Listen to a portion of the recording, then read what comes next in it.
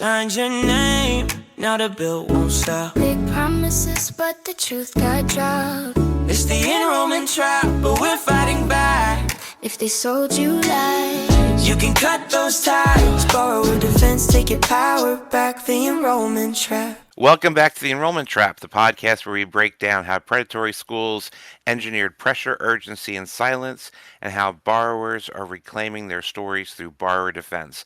I'm Frank, and with me is my co-host, Michelle. Hey everyone, today's episode is a big one. We're diving into the Misconduct Matcher, one of the most powerful tools that we have built to help borrowers figure out whether what happened to them qualifies as fraud or misrepresentation under borrower defense. Now, before we get to that, I want to say something in the beginning of the podcast so people hear this. As some of you know, I am an admin on the main borrower defense Facebook group. I'm seeing a lot of people applying, wondering if they can still apply for borrower defense. I think we need to clarify. There's borrower defense, and then there's the talk of the Sweet versus McMahon case. They are connected but separate. Borrower defense has been around since 1994. It is a program that's been available, but really sort of blew up after the Corinthian college collapse. You are always eligible to apply for borrower defense. What you're not going to be part of is the post-class settlement of Sweet versus McMahon. But you can always apply, and we encourage you to apply if your school defrauded you in any way, shape, or form. And the tool we're going to go over tonight is going to help you figure out, did they do some less than scrupulous tactics? So I just kind of wanted to point that out because I'm seeing a lot of people asking if they can still apply. And yes, borrower defense is still around. You just would not fall under the umbrella of Sweet versus McMahon. To add to that, I see a lot of chatter amongst social media land where they think that just because they're going to fill out a borrower defense application and upload, anything, that they're going to get approved for their application's going to get approved, and then that's going to put a stop to their payments. It takes time for them to review your application just to get that part approved. And there's no guarantee that you're going to get your case approved. And that we'll probably talk about that another time. Yeah. Well, and you do, when you do file borrower defense, you do get a forbearance. So you don't have to continue making payments, but that's a decision you have to make based on your personal situation. Because even on a forbearance, your loan will still continue to accrue interest. So that loan balance will continue to go up. And should your borrower defense claim be denied, you'd have that new balance to tackle. So that's definitely a personal decision you have to make when applying for borrower defense.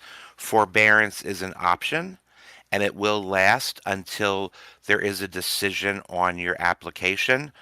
Also understand, there is no deadline for the department to render a decision on any applications filed after the close of the Sweet versus McMahon settlement. So if you apply, it could be years before you hear anything. Yeah, And it's you're not going an to automatic see, process. right, and you're going to see your application go into review status. That means nothing. Don't even look at your application for a while because you could see it go from pending to in review, back to pending.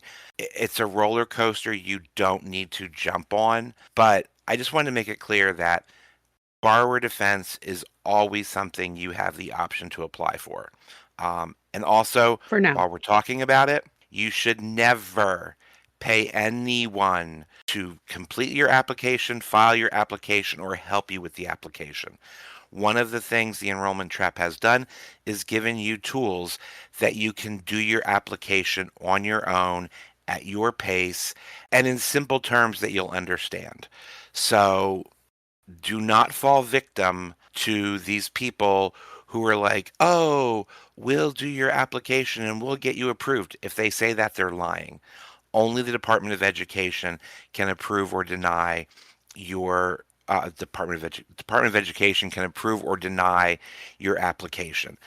Anyone else And who if you says they can guarantee is lying. And if you see anyone that makes those claims, first thing you do is report them.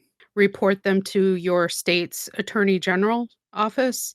Report them to the social media platform that you viewed whatever they're announcing and anywhere else because they are scammers. Exactly. Everyone's looking to make a buck, and Mhm. they see people who are just burdened with all of this debt and are willing to do anything to get out from under it. And they're going to, I don't want to say this, but they're going to take advantage of your desperation and don't fall victim to it.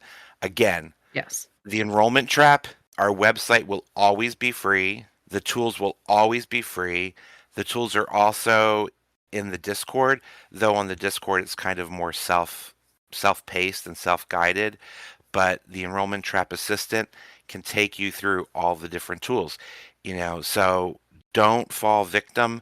If you need help, we have the Discord, you can ask questions. We have the Enrollment Trap Assistant that will literally take you step by step. And if English is not your primary language, you can communicate with the bot in your native tongue. So it's not just limited to English. But I just wanted to get that out because, like I said, I've seen a lot of applications coming through for the Facebook groups asking if they can still apply. Just wanted to get that out of the way. And with that, we're going to get into the meat of the show. What is the Misconduct Matcher? Let's start with the basics. The Misconduct Matcher is a trauma-aware yes-no question flow that helps borrowers translate their lived experience into official borrower defense misconduct categories without telling them what to claim. Exactly. It's not a quiz, it's a guided reflection. Borrowers answer simple questions like: did the school promise job placement assistance? Were you told your credits would transfer anywhere? I know mine did. Did you feel rushed or pressured to sign financial aid documents? I know mine did. Each answers help map their experience to categories like substantial misrepresentation, aggressive recruitment, or unauthorized loan activity. No, I think this piece, this misconduct piece is so important because I don't think a lot of people realize what constitutes misconduct, right? Like, obviously, you know, if they tell you your credits are going to transfer and you go and try to transfer and none of them transfer, that's obviously a misrepresentation. But think about it. Before you got involved with this, would you have considered the high pressure sales tactics to get you enrolled as being an abusive tactic? Like, honestly, I never would have. I right. thought they were being helpful to me. They Exactly. saw me coming. Exactly. So I think that's an important thing for people to realize. I don't think people realize what all constitutes this misrepresentation or this misconduct. And this tool will really help you understand if what you experienced falls into one of the accepted borrower defense misconduct categories. So, and I think that's really step one. Like, did I Yes. experience some sort of misconduct from my school? And you kind of build on it from there. So that's why this is really a very important tool because it's sort of like the foundation of your borrower defense claim. Yes, and it's not just about the legal language too. It's about emotional clarity.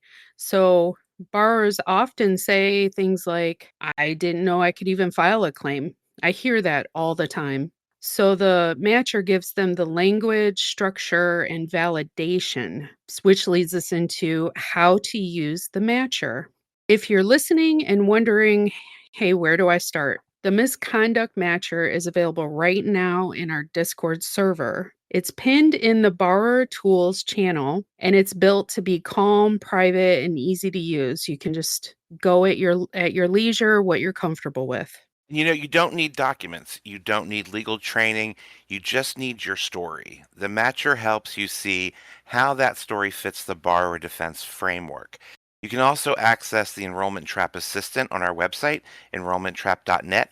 It will walk you through not just the misconduct matcher, but the entire borrower defense application process. So that, really allows you, like I said, once you get that foundation of what the misconduct was, you can go through the steps to build out your entire narrative to submit with your application. If you're starting your journey, this is the tool you want to start with. I will say the tool on the Discord, as I said, is not interactive like it is on the Enrollment Trap Assistant. So feel free. Enrollment Trap Assistant is just as private. It does ask, I will tell you, I've added the ability to ask for your name and email address. We don't do anything with that. That's just so I can monitor if someone's kind of messing with the bot and take the appropriate steps. Because I do pay for the number of responses. So I don't want those responses to be wasted by someone playing with the bot. And I'm not going to mention Yeah. names, but some people were playing with a bad bot the other day on Discord, and asking it questions to mess with this scammer bot. And so I'm asking for names and emails. So if I see that sort of stuff happening, I can block those individuals from being able to use the bot so that it's available for those who really need the help and are looking for the assistance. So that's the only reason we're asking for name and email. I will share that with nobody. I don't even look at it when I go into the bot interface. So it's there, but really, if I see like a lot of stupid comments or someone just messing with the bot, I can then kind of block that person's IP so they can't access the bot any longer. The biggest thing for me is it's a tool that I wish I had back in the day when I applied for my borrower defense because, back during the Sweet case, there was a grassroots effort collective to help. Teresa and Moki and some of the people that were in the Facebook groups were very helpful, but public forum. So it was just something I wish I had when we all did our borrower defense applications back then. And so the bot came about because we kept getting the same questions between the Discord, the Facebook groups, the Reddit, and it can be overwhelming answering the same question over and over and over again. Well, guess what? A bot doesn't get tired of answering the same question over and over and over again. I was working on trying to find a bot since we set up the Discord. I mean, I was trying out different bots. I'd have them try, and none of them would really learn what the bots needed to learn to be beneficial. And then I found a bot and I got it, I think, pretty well trained. I've played in it a lot. Some of the mods have played in it. I believe Alicia and Teresa played in it a bit. I know that the answers it's giving are what you would get from myself or Teresa or Alicia or, any of the moderators. It's just important to know that the tool has been vetted. If you ever get an answer that you're not sure of or doesn't make sense, let me know in the Discord and we can certainly look into it. But I mean, I've asked this thing lots of different questions and it's always given solid answers. Enough about that. Are we ready to Yes. talk about the hot The topic? oral arguments. Yes, yes, the oral arguments. For those that don't know, there was an online live hearing that was broadcasted on YouTube, and it was the Department of Education playing their antics. And boy, let me tell you, I generally don't watch the hearings so much because it's a lot of legal jargon that I don't understand. You could not help but be enthralled in it from the get-go. It started with the DOJ, Department of Education side presenting. There were 3 panel judges, and then we had Becca Ellis, who was our attorney for the Sweet case. I woke up my son yelling and laughing so loud. It was so good. It was so good. What did you think about it, Frank? I thought it was if you were going to teach a law class, right? And you wanted to exemplify things not to do in court, this was the case study in that. I thought Janda was completely unprepared. I think he, as they pointed out later in the hearing, spoke way too fast. Oh, very He just, fast. you couldn't understand a lot of what he was saying. And I don't know if it was his first time trying a case in front of judges. So I don't know if it was nerves or what. I don't think the DOJ put their best foot forward with the Ninth District Appellate Court. It was so bad that one of the judges had to tell him to slow down. We're not in that much of a hurry here. Right. Like, Right. they had to point that out to him, and he slowed down briefly, but it just kept going. I think it was a lot of pressure and anxiety, and I'd like to give him the benefit of the doubt, but, I mean, you can only do so much. I actually felt sorry for him as the hearing went on because if you read the motion was about really delaying or putting a stay on the March 30th deadline because that was mentioned that because they were saying once we hit that deadline and send the letter, we don't know if we can easily pull it back. But then when they asked him the emergency was for, and he's like the January 28th deadline. And Wardclaw, I don't care, or Wardlaw, I don't care what you say. She was the goat.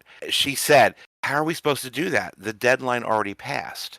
And I wish somebody would have brought up the fact that they waited, what, like almost 80 days to file their appeal and stay when they normally have 60 days, but Gilliam gave them the extra 14, and then they got the extra 2 because of the weather that hit the East Coast on the 23rd, and they filed it on the 24th, I believe, and then the stay they filed on the 27th. If this was such an emergency like they're claiming, why didn't someone bring up the fact that they waited so long to file the stay? I think there would have been more validation in their request if they had filed that stay end of December, beginning of January, I before think it that was deadline passed. I think it was pretty strategic on their part, but not a good strategy. But I think they were trying to like put it off in hopes just to get that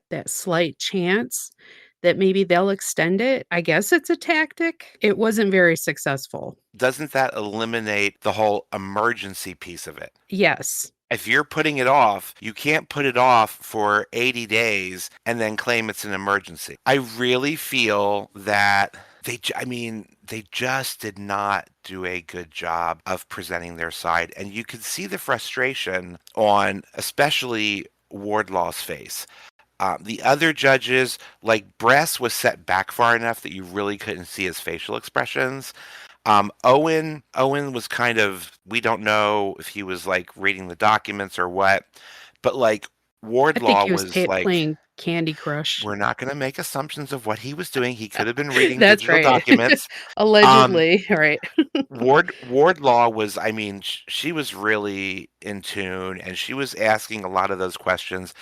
I will say I found it also amusing when they kept talking about the $11 billion and the two judges, Wardlaw and Owens, pointed out like that's not the true value because if you were to sell these loans on the open market, you're not going to get a dollar for dollar buy off. You're saying Right. $11 billion and these are high risk loans. Most student loans are high risk because if you don't get employment or you don't make the income to cover those loans, you're going to go into default. So they are high risk loans. high risk loans are not going to sell in the open market dollar for dollar. So I think that was an important piece that they called out as well. So they're touting this 11 billion when it's probably considerably less. And there was some chatter in some of the groups online where someone commented it's not real money. And then The interest isn't real money. Like yes, the it's principal but is real money. they were saying that it's coupons. It's like coupons. And so That's what I, Owen said. I went and made a t-shirt. Well, Put it Owens on a made the t-shirt. comment about it being coupons, and Yes. coupons aren't real money. But, in reality, the principal is real money. That money Yes. exchanged hands. It's the interest that is non-existent until it's paid. So if these loans were forgiven, all of that interest, and quite honestly, those of you who are in this know the interest that's accumulated on your loans over the years outweighs probably what your principal was. They're touting this 11 billion. Interest doesn't really exist. Like no one's losing money on the interest, right? Because it's not a real entity. So erasing that is just that, erasing it. The principle is Right. where you get into the true, this money was spent and sent to the school on this student's behalf. So that's going to be even a portion of that $11 billion. But give them a big number so that hopefully the conservative judge will go, oh, well, we got to really consider this because it's $11 billion. They also shot that down. So I really enjoyed the oral arguments. And if you haven't watched it, you can go watch it It's on still YouTube. available. It's available for replay. I could watch that every day, and it's better than some sitcoms. Yeah, it was, how you can feel emotions at the same time that are kind of opposite. I was like so stressed out thinking, what if they start to side with him? So I was like really nervous about that. But then on the other hand, I was so entertained because of just the judge's reactions and the ridiculousness of what this guy was talking about. And then being so proud, just the game face of Becca Ellis, our attorney. Like she just was stone face, no emotion, although someone did state in the comments somewhere they saw a slight little smirk on her face. She was so calm, sat up straight, slowly adjusted her glasses, which I still think is some kind of mark for something. And then he's all hunched over and looking pitiful. That itself was real telling. Just the Yes. differences in posture. I mean, Rebecca, we all know is like a goat too, right? Like her responses are always on point. And just in that video, she sat up straight, such an air of confidence about her with what she was going to talk about.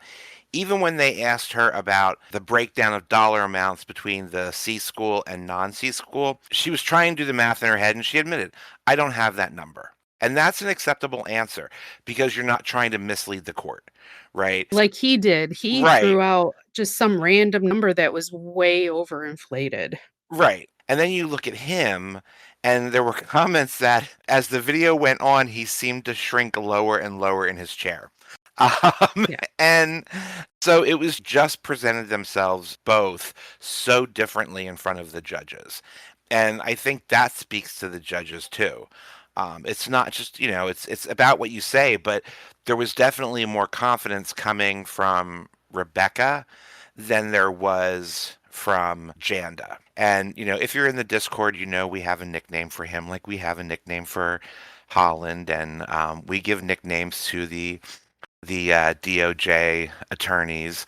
And it really fit him because he just kept going lower and lower. And overall, it was entertaining. I'm going to call it television because it was. Yes, it was chef's kiss entertainment, and gosh, if all of our court hearings were as entertaining, I think they would be millionaires themselves because just the views alone. Oh my gosh, what are the views at now? They were like within less than 24 hours they had 2,000 views. I'm pretty Well, sure. Or no, I'm sorry, 6,000 6,000, 6,000 yeah. views. We were Yeah, looking at 2 and different links because there was that yeah, discrepancy. Because I was seeing, like, yeah. 600 and you were seeing, like, 6,000, and I'm like, "That's a big difference between what I'm seeing." And there were 2 different links that we were looking at, so Mhm. the view counts were very different, but there were a lot of people, and we also discussed, we wonder how many of those were repeat watches Right. 'cause Well, watching it live, we saw someone screenshot it. It was over just over 2,000 Yeah, live watching it. yeah. That's amazing.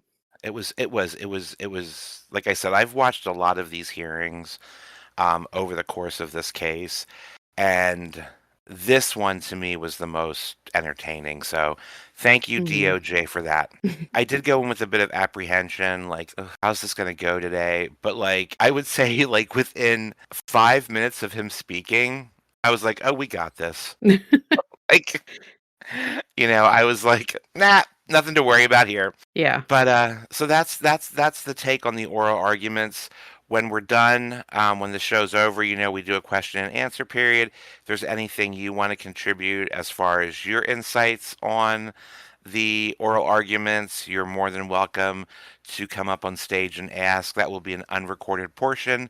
So, that's the oral argument discussion. Awesome. So, next week, we're going deeper into what happens after you identify the misconduct. So, the first step is finding out, did you experience misconduct from your school and how to explain that harm? So, next week, we'll be exploring the harm explainer tool, which helps borrowers describe the financial, emotional, and career damage they experienced. Because naming the harm is just as important as naming the misconduct.